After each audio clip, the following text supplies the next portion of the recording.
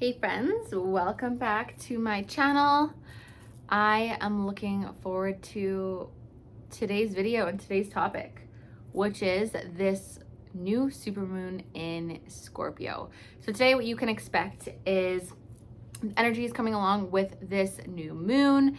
Some ideas that you can utilize for your own personal ritual. And I would love to do a one card reading for you at the end from this beautiful new deck, Moonology Manifestation. Oh, so pretty, you guys. It's like, this is like my deck. This is like the deck I am like connecting with right now. I am literally in love. I'm going to give you some cosmic correspondence as well, some crystals to use for this energy, angels, goddesses to call upon. And if you are looking for some journaling prompts, post it in the comments below and we will connect and I will send them to you personally. All right. So what is a new moon? A new moon is the point of where the moon is in the sky and the sun is not illuminating it. So we are coming into like this dark kind of like, deep, clean blank slate almost. So it's like, what do we want to create within our life? How do we want to picture and draw and visualize our life? So that's why it's also said that, now is a really good time to do the dream boards and, vision boards, and to just sit and ask yourself, become introspective, essentially. What do I want my life to look like? How will I feel when this is created? Who will I be with? Like, where will I live? All of these very deep kind of transformative thoughts and feelings, they can go a long way. And this is why I love them new moons, because it is the time of manifestations. It's the time of like, just being at one with yourself almost, and just like the deep and the dark, phases of the moon. I really quite enjoy it. And that's why I'm wearing black, to honor the new moon and how there is nothing in the sky, just this beautiful stars. Okay. So some of the kind of zodiac traits that I wanted to go over with you, some like one's on good days, one's on bad days, and then we will hop into the energies specifically that are coming along with this very intense time. If you have not already felt it, I'm like happy for you, but I feel like almost everybody's feeling these very intense, deep feelings right now, and they're there for a reason, which we are going to go into. So on good days, the Scorpio energy is, they're very magnetic, they're very passionate, they're very loyal, they're very brave. They love, they're a water sign, so they can be very emotional, but they might not always see it because of their hard, exterior. So on the bad days, they may be a little bit obsessive, jealous, secretive, manipulative, controlling.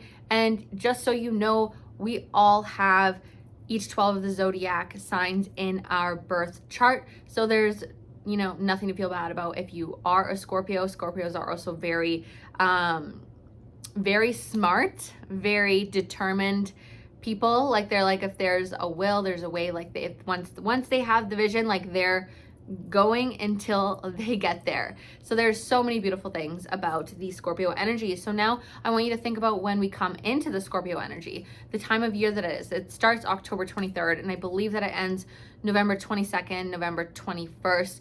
The ending date could be, a day off. For some reason, I'm not completely for sure on that, which I am definitely going to have to check. So what time of the year is this? It's like the harvests have just ended. We are now moving from the fall into the winter. And so we're coming into the dark phase of, the year, right?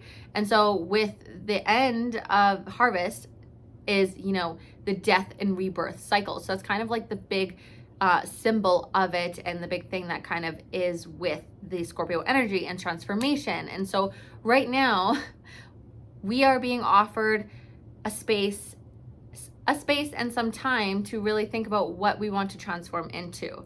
Okay. But in order to become what we want to transform into, we have to really figure out the emotions that are being surfaced right now. So if you are feeling maybe some intense sadness, maybe there's a lot of anger or resentment or like despair or bitterness, whatever it is, those deep, dark, buried feelings are there for a reason. And that's because they weren't truly dealt with when they happened, right? And so how can you give yourself the time to process those emotions, whether that's, journaling, going to a boxing or MMA class, or, doing it at home, because I don't think we can really do much right now, depending on where you live.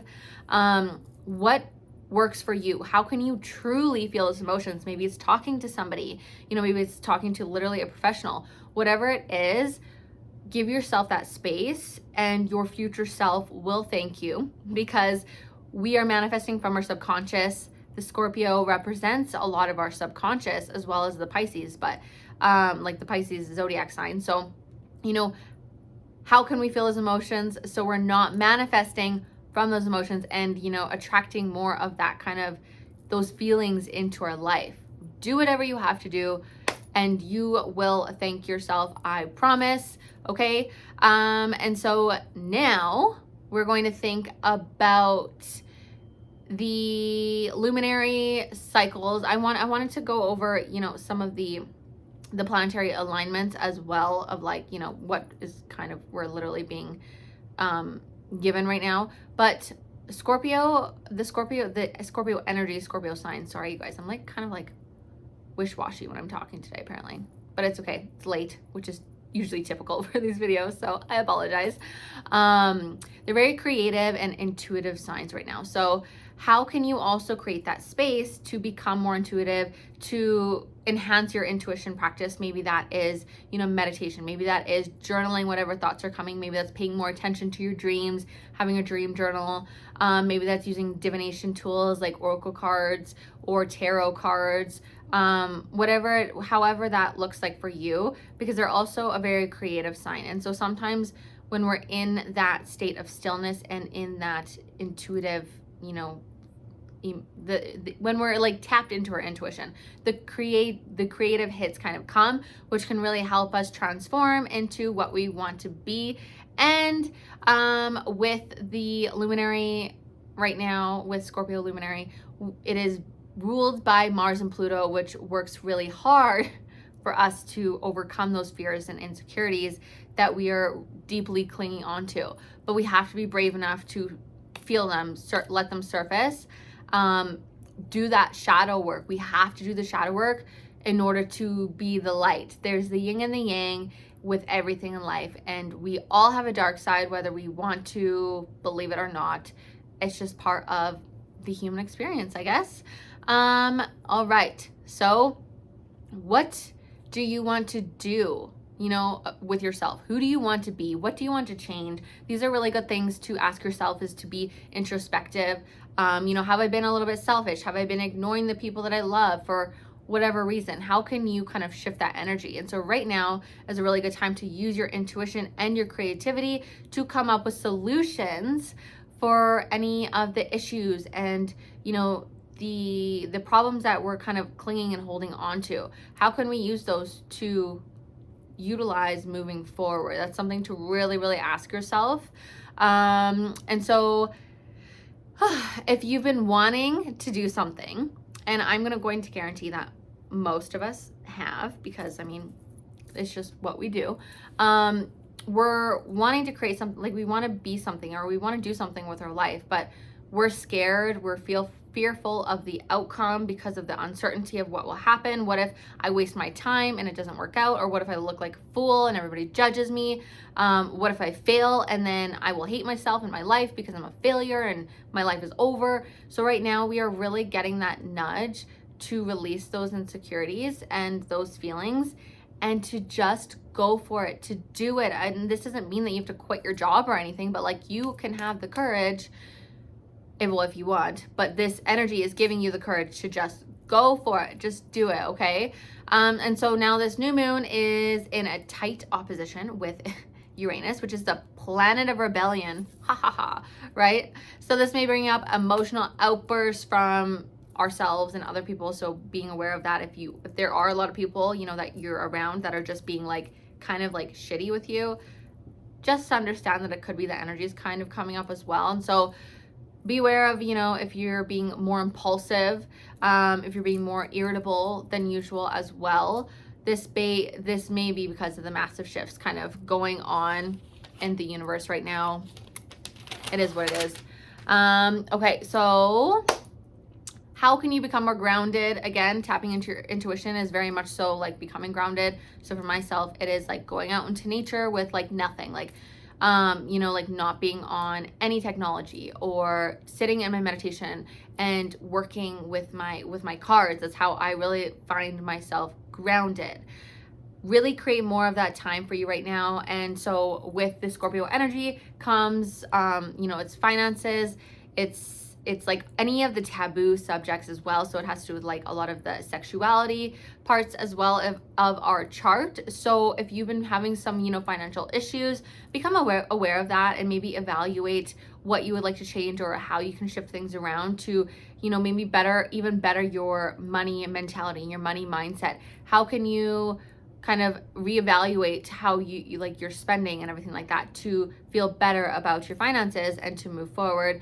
That energy is coming along with this Scorpio energy as well. And also, like I mentioned, it does kind of control our sexuality, the seduction kind of, you know, feelings. They're very seductive people. I don't know if you know any Scorpios, but I definitely do, and I'm getting that vibe, like not in a weird way or anything, but they're just like, you know, just like that kind of cool, calm. But anyway, so yes, thinking about that, and I want to touch on that quickly with our chakra systems. The orange chakra, the sacral chakra, sacral chakra. I always get the solar and sacral mixed up, I know. Anyway, so the sacral chakra that's the part that it rules. It rules our sexuality, our creativity, our passion, our flexibility, our pleasures and emotions. So they're all going hand in hand right now. So if you are feeling imbalanced in this, think of the color orange. How can you maybe even create, you know, bring more orange into your life? Maybe you can wear orange,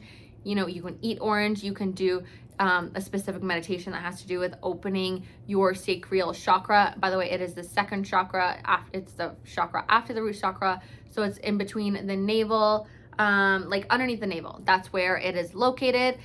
So if you are feeling a balance in that, maybe just do even a little bit of research around it and kind of figure out how you can balance it out, you know, to tap into these energies just that much more. Okay, so that is all that I have for the energies that is coming along with the Scorpio season and the Scorpio new moon. And again, if you want some journaling prompts, please do not hesitate to post in the comments below, and I will connect with you and I will share those journaling prompts with you. So I'm going to go over some cosmic correspondence, and then give you a brief overview of a ritual that you can do completely on your own.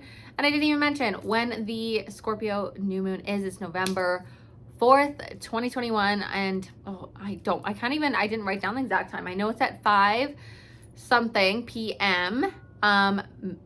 Eastern Standard Time. Okay, so check out when it's coming into action where you live, because with the new moon, you are supposed to wait to do your ritual until after it is in play, after it's like for sure, you know, in complete conjunction with the sun. So keeping that in mind, and then you can go about and do your ritual.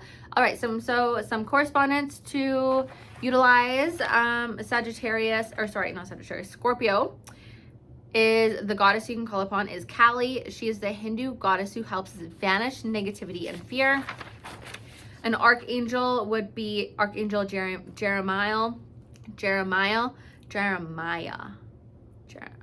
You guys, I'm so terrible at pronouncing things. I'm sorry. And so this is to help you reflect on your lessons, learn from your lessons, and move on. If you would like to use an essential oil, Mira, to open and receive gifts from the universe. So if you want to utilize any of those, definitely go ahead and do so. Some crystals that are good for the Scorpio season are honestly anything black. So black obsidian I have here. So black obsidian, black tourmaline. I have snowflake obsidian, black obsidian as well. Aquamarine is said to be good, and malachite as well. And I also did hear that rose quartz and amethyst are also really good options to kind of carry around with you during this season. I personally will be carrying around anything black because I have been noticing a lot of very intense energies within other people. And so this kind of helps protect your energy. You do have to be a little bit cautious with the black obsidian because it can actually kind of like almost enhance other people's emotions as well. So just being aware of that too. And apparently Moldovite is really good for the transformation and, you know, evolution, but Moldovite you do also have to be very careful with because it can be super intense. I do not have Moldovite. I have not gotten my hands on it yet. It is more of a rare stone, very expensive stone, but it is super, super powerful. So carry one of those stones with you around, you know, protect your energy. You can call upon Archangel Michael as well to give you the energy protection. If you are looking to do any like spell jars or anything fun of that sorts, anything protection right now is good. Like a protection spell jar is like perfect. Okay. All right. So those are all the correspondents I have to call upon. Now I want to give you a brief ritual that you can do yourself. This is the one that I typically do. So as soon as I get all of my stuff collected, because I don't want to be having to go all around the house or, you know, getting up and moving a bunch of times, because to me, I find that takes me out of my element, and then I don't feel as in tune as I could. So I get everything in line. First thing I do is I sage myself. I put on some music. I light a candle. I get everything cleansed. This is where I do my ritual in my basement office. So this is where I do it. Definitely my spiritual zone, that's for sure too. And I get myself centered. I take some deep calming breaths and I write a list of, you know, people that I'm grateful for and just get myself in that state of gratitude, because it's really important to go into our rituals with kind of that.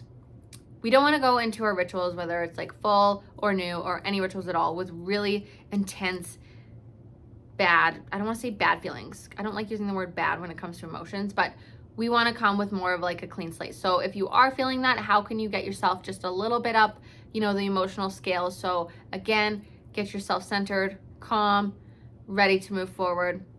Write down everything you're grateful for.